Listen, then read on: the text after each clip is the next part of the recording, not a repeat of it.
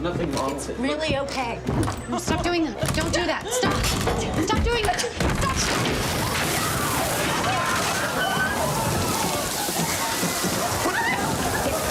Get out! Get out! All of you! What happened? He won't listen! It's all right. We'll fix it. Oscar-nominated director Darren Aronofsky is best known for psychological dramas like 2017's Mother.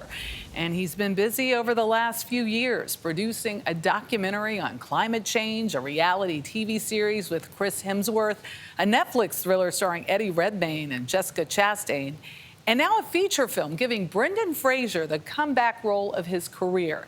If that wasn't enough, he's also co-written a novel mirroring the adventures of his youth. We caught up with Aronofsky at the scene of his sci-fi preteen adventure. When it comes to Coney Island, there may be no bigger hometown fan than director Darren Aronofsky. Is it like you remember, or has it changed? Yeah, well, it's changed a lot, but I've been coming here nonstop since my whole life. I've never stopped coming. Brooklyn's working-class beach town has even made a few cameos in his favorite films, like 2000's Requiem for a Dream.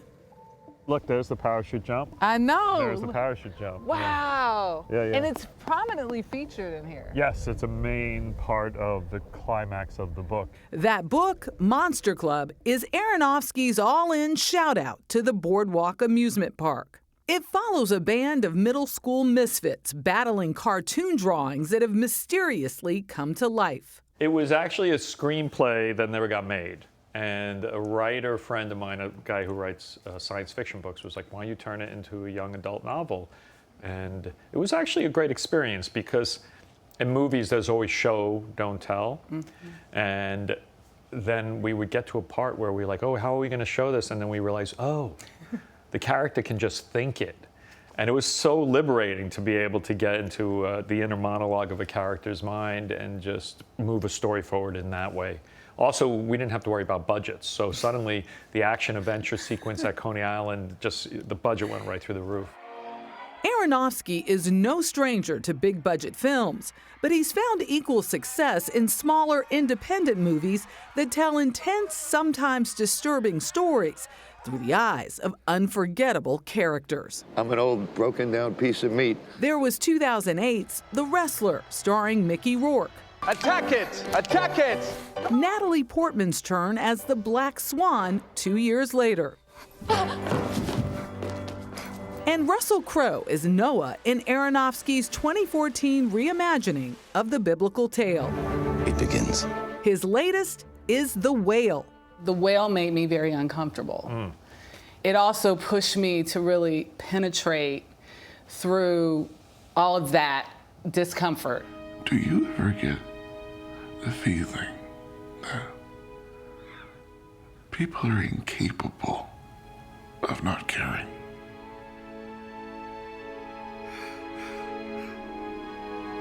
People are amazing.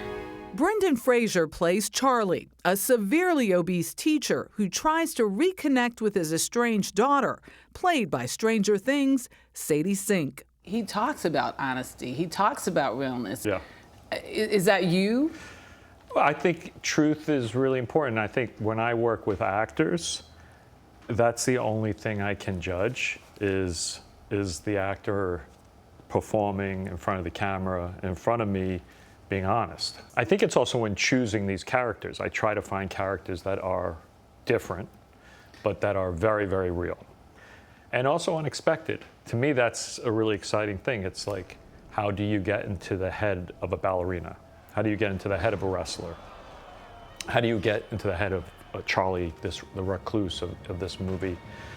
And remind us that even though we all have different journeys, we're actually all very, very similar in lots of ways. You're a smart person, and I bet you're a strong writer.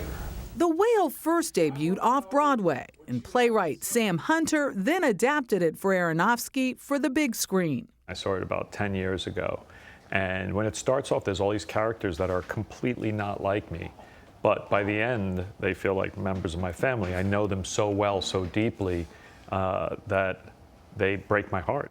Casting was among the biggest challenges. I wasn't really that familiar with Brendan's work. What? We are in serious trouble. I mean, I knew The Mummy. I never saw George of the Jungle. Still haven't. Or Encino Man. It was really a gut feeling. I saw him in the trailer of a low-budget Brazilian movie, and he had a small part. Oh, I got plenty of time. It's still early. And it just sort of a light bulb went on. I could see the fire burning inside him. And then when he came in the room, I was like, look at those eyes. Look at that soul. Listen to that voice. But it's all in here. Yeah. But I didn't actually know if he could Pull it off. It was really a gut. A gut. And he pulled it off? He pulled it. Well, you know, what do you think? He's getting a little Oscar buzz. Forget me. Like, the critics are going bananas.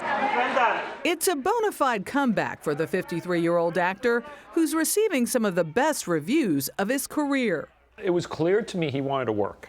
And it was clear to me he wanted an opportunity to show what he could do. It was also clear that he hadn't had that opportunity for a very long time to really work. And I knew that not only emotionally was playing Charlie an extremely difficult task, but technically it was hard because there was 5 hours of makeup a day, which means he worked 5 hours more than every single other person on the set. 5 hours? 4 hours in, 1 hour out every day. Jeez. And he was in every scene. So, I mean, there might have been 1 or 2 days he had off in the amount of time we shot. That's something. That's a lot of work, yeah. Brendan! And it paid off, big time. The Whale premiered at the Venice Film Festival and received an astonishing 6-minute standing ovation. And in London, they did not stop until Brendan left the stage. So it was really a beautiful moment, yeah. No matter where his career has taken him all across the globe, the one place that has sustained him is his old neighborhood and the city that he still calls home. At some point in my career, I always tried to do a scene in Coney Island. Really? It's just very inspiring for me. There's just a lot of root energy for me because I grew up here and it was always a magical place as a kid. And I just like to share it with the world. Yeah. It's almost like you're giving it a second life. Yeah. I wish Coney Island was open when we were there because A little cold. it's like he loves the space. He's like a kid in a candy store all over again. The book, everything. I remember watching the reaction that he got, that Brendan Fraser got in Venice when the movie won the awards, and it was goosebumps. You almost cried. I mean, it was so emotional. It was an incredible moment. It's an intense movie, and it's a heck of a performance. Can't wait to see it. Yeah.